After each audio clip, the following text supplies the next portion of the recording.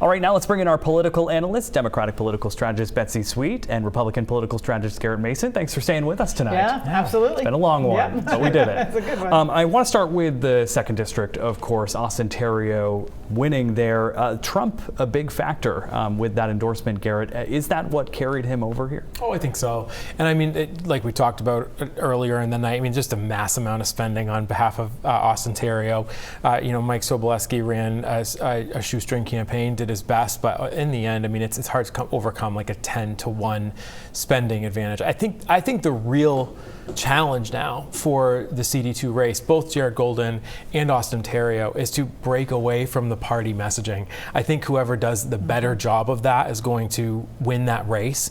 The parties are going to come in and they're going to spend big in these races, and those are so cookie cutter. Like the messaging comes from DC, and I think the person that can break out of that and say like, no, hey, I'm a Mainer, I'm from Maine, this is what I think, is going to win that race. But Betsy, is that likely?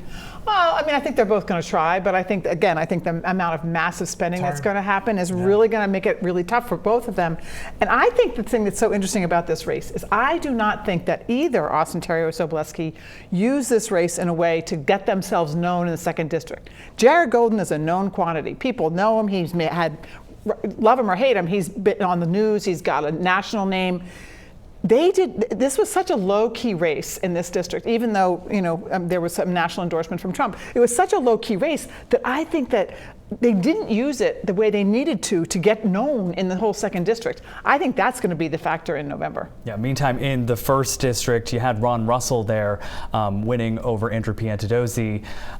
Long shot race anyway, once it comes to November against Shelley Pingree. But Garrett, do you think any of them maybe gained a footing? I think it was a little bit surprising. I think Ron Russell pulled out a larger win than was expected. I mean, both of them, they didn't have a lot of money to spend in this race.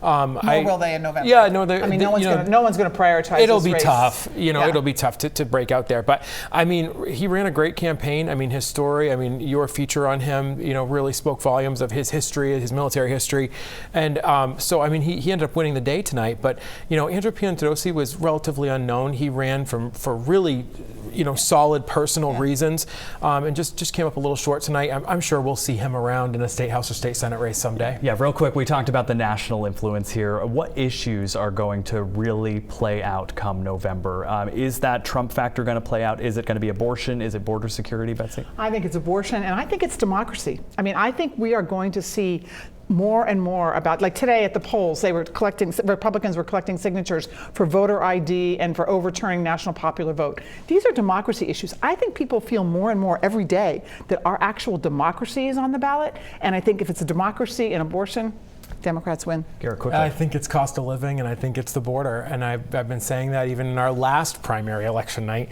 and it's borne that in the polls. It's showing that those are issues that are very important to all voters, even Democrats. I know that's hard to believe, but I think those are the issues that are going to win the day. Certainly in the 2nd District, I think that's what you're going to see those two folks talk about. All right, Garrett Mason, Betsy Sweet, thanks so much. Thank you.